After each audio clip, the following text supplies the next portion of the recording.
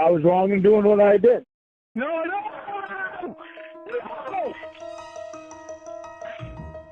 Are you listening? Sean here, and today let's talk about Lorne Armstrong, isolation, and fantasies.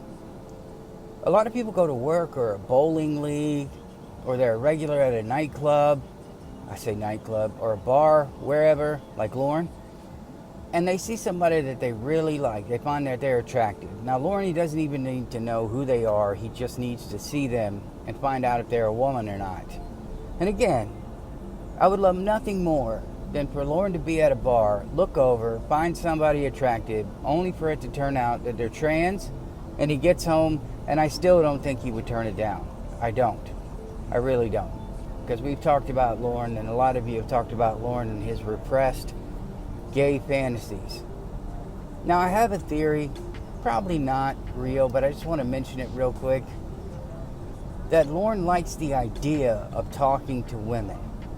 He loves the attention. He likes the idea of talking to women, but he never tries to act on it. A guy so desperate, but so lazy, that he doesn't go out and try to find a woman.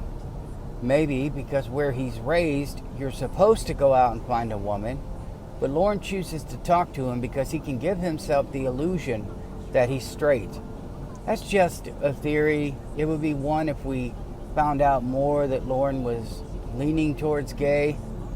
We're talking about isolation and fantasizing, though. You pick somebody out. You put him in the spank bank. Oh man, there was a guy named Dudley in the Marine Corps, and he used to go out, and I'd be like, Dudley, what are you doing? He'd be staring at this girl.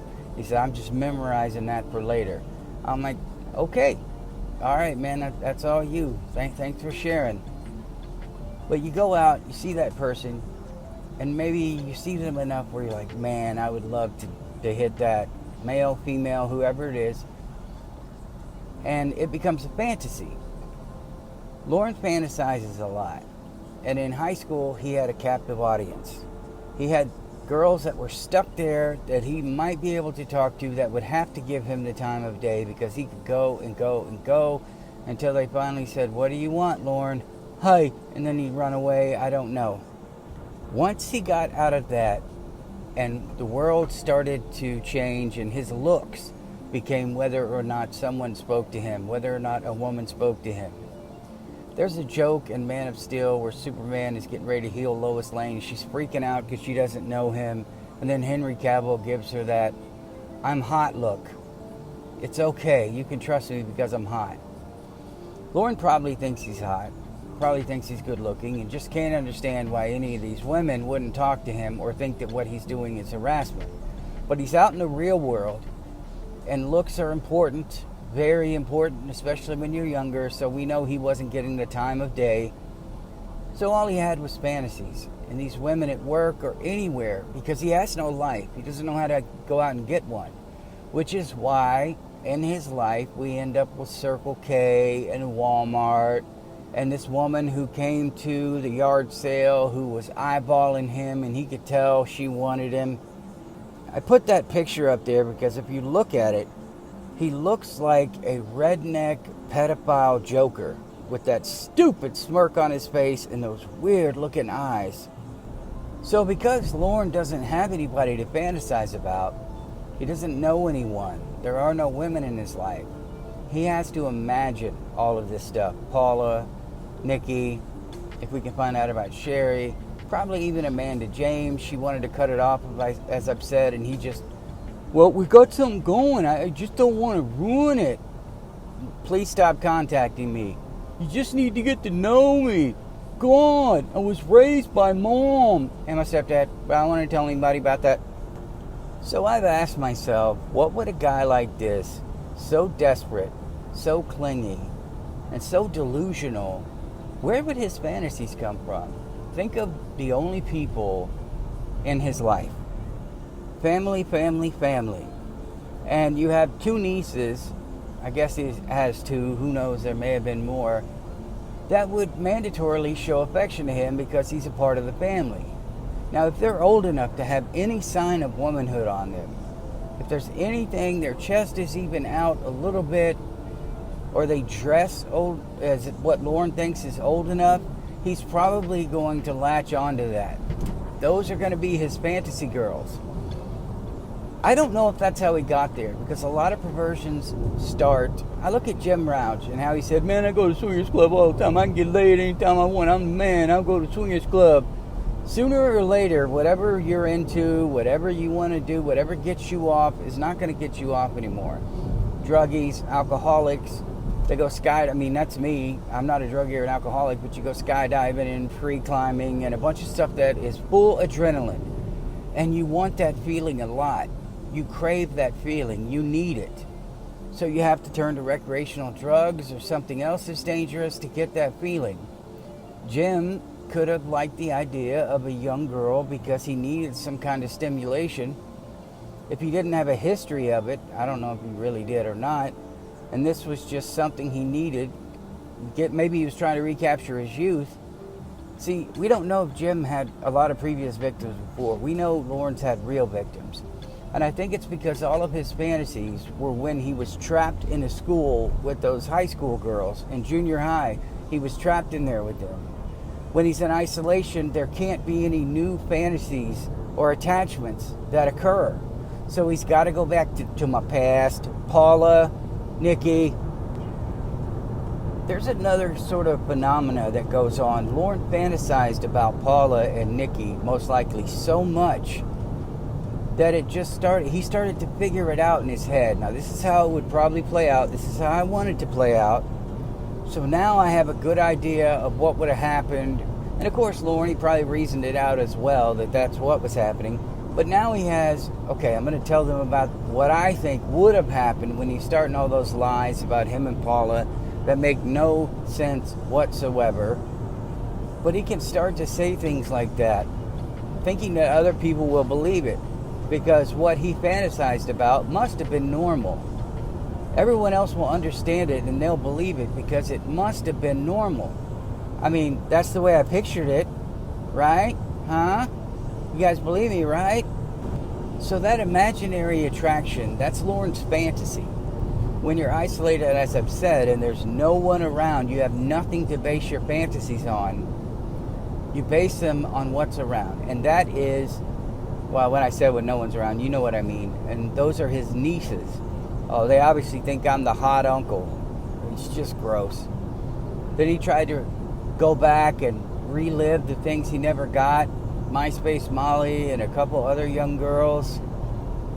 He could have had a predisposition for young girls. I mean, from what I was told, there were some issues. But we're talking about what we really know, and that's that he had real victims. Anyone that shows him any kind of attention, he'll never have a real girlfriend, but he sure as shit can have fantasies about real girlfriends, about women that want him. So just imagine, you're all alone. You haven't been around a woman, a real woman, or a real man in a long time. And along comes someone that would be the equivalent of Paula to Lorne. And you're like, wow, they're really hot. Man, I wish I was with them. They're the only ones you know. Then someone that's better looking, Paula could have been a 5. Then someone that's better looking comes along, and then they become the wow. Compared to Paula, this girl's really hot. But you start to latch onto things to fantasize about. Because otherwise you're going to be watching Little House on the Prairie like Lorne Armstrong.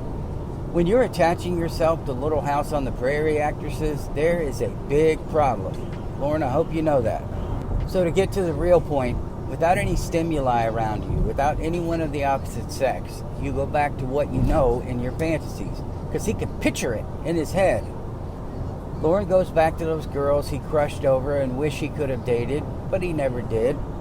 Some people go back to high school and they wish they could have gotten with the cheerleading captain or the homecoming queen. But this is Lorne. He wishes he could get with any woman. So he goes back into that long-term spank bank. Maybe he really does, when he thinks about those high school girls, dream that he's young again. And he's even more attractive than he is now, Justin Timberlake. You don't get to the point where you say your best relationship is with someone you know is a catfish. You scream and yell, break up, curse them out, tell them shut the fuck up, you're a fucking crack whore, whatever you know what he said to Winnie. You don't get there unless you've never had a real woman, and these women were his fantasies. I can only imagine what he thought that Debbie looked like. And that's why these fantasies are dangerous. These girls, he said he was on webcam and they were seeing each other naked, because of course they did, because Lorne would definitely send them naked pictures. I don't know if she really sent them. He says she did. But I don't know. I think he was just trying to even it out. He doesn't think, oh my God, this is terrible, this could send me to jail. He thinks in his head that if I say that she sent me naked pictures, they'll think that she wanted them, that she wanted me. Looking at Lorne's need to balance out the want and the needs of his intended victims, every one of them is an abuse fantasy. Something that would be common in people like Lorne would be a fantasy where he can just tell people what he wants them to do and they'll do it. He's powerless. He can't make anyone do anything that he wants. No woman wants him. So he probably imagines that he can walk up to any woman on the planet and say, hey, you're in love with me. And they start smiling. You want me more than anything else. If you have friends and this topic ever comes up, dig deeper. Dig deeper. Because a lot of them have this power fantasy where they can control the opposite sex, and it goes like that. And then, I want you to meet me so-and-so at this time, this date. And you're going to have a secret rendezvous. But with Lorne, again, there's no one around. He's alone. His fantasies are probably Roy's girlfriends, cousins, nieces, Circle K, Walmart, any woman that he finds attractive.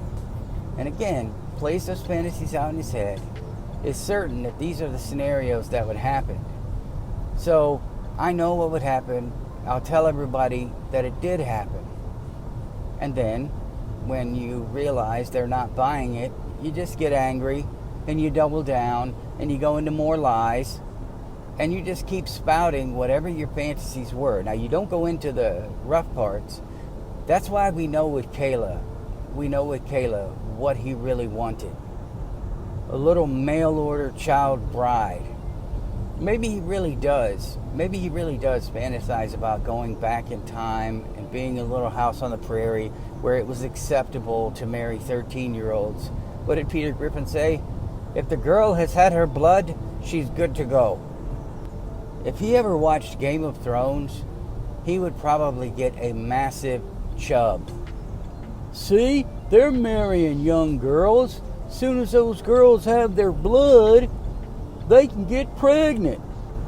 Lorne would have been executed over in some of the countries in the Middle East where you can just marry as young as you want. Disgusting people who pick up homeless kids off the street, take them home and violate them and then drop them off again. There was a documentary on that. It's just scary. Very, very scary. Lorne would thrive in an environment like that, where there's an arranged marriage. That's the only way he can get married. We're going to join our families, Lorne. I think if he had enough exposure to that idea, he might even use that as a defense like Jeff Sokol did. Well, 100 years ago, 13-year-old girls could get married. Yeah, well, a long time ago you could own slaves too. But that's not something you do. It's not something that's okay. But you wanted to own one, and they did it a long time ago. I just think that with Lorne by himself, he latches on to whatever's real, whatever's in his area. But he's gotten to the point now where he has no contact with the outside world except for going through Walmart checkout. He can't go to bars anymore, thank God, because at this point in his life, he would be really dangerous. The first woman to talk to him, driving by her house, and all that stuff we discussed, she would become his sole focus in fantasy. Ramona, you're all I think about. I think about you all day. God, fuck. What do you want me to do? God, what a bitch. He focused on Ramona, dreamed about Ramona, fantasized about See, Lorne's at the point where he would fantasize about bringing a girl home and proving to Roy that he is a stud. But of course, he's never brought a woman home. How do you look at your brother in the face and tell him that you're a stud and you never bring a woman home? How does that happen? Seriously. Well, we should ask Lorne. So in my opinion, any woman that's in his vicinity that he could reach out and touch, well, that he wanted to reach out and touch, they're going to become his fantasy. And his nieces, for the longest time, were probably the only women that paid him any attention. He has no game, zero. He looks like he does. And he mistook their uncle affection for something else. Lorne should never be around real women because his fantasies are going to be much stronger now. He should never be allowed in a work environment. He should never be allowed, in my opinion, in the store, anywhere where there are women. He should have people delivering his groceries, preferably an ugly man. And I do think, again, that if a man dressed as a woman showed up at his house, and he would, even if they looked 70% like a man, he would convince himself that it was a woman. And she would become whatever. I don't know what you believe. Who cares? That person would become his fantasy, the object of his obsession and his desire. And I think it would go on and on until they left, because his fantasies are so strong. And because he's isolated, he latches onto the first thing he can see, the first woman that talks to him, and he starts fantasizing about getting married. That's why he gets there so quick. I just want to get married. Once we get married, guaranteed sex. But being isolated is dangerous, especially with the internet, and you can go online and you can just stalk as many people as you want, which is what Lorne does. He's a disgusting pig. So in my opinion, isolation is good for Lorne because we don't want him around real people, and it's bad for Lorne because he's going to fantasize about girls in my past. He's going to fantasize about them.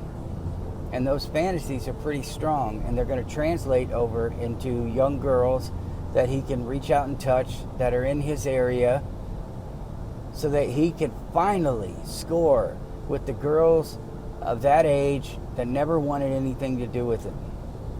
He's gross.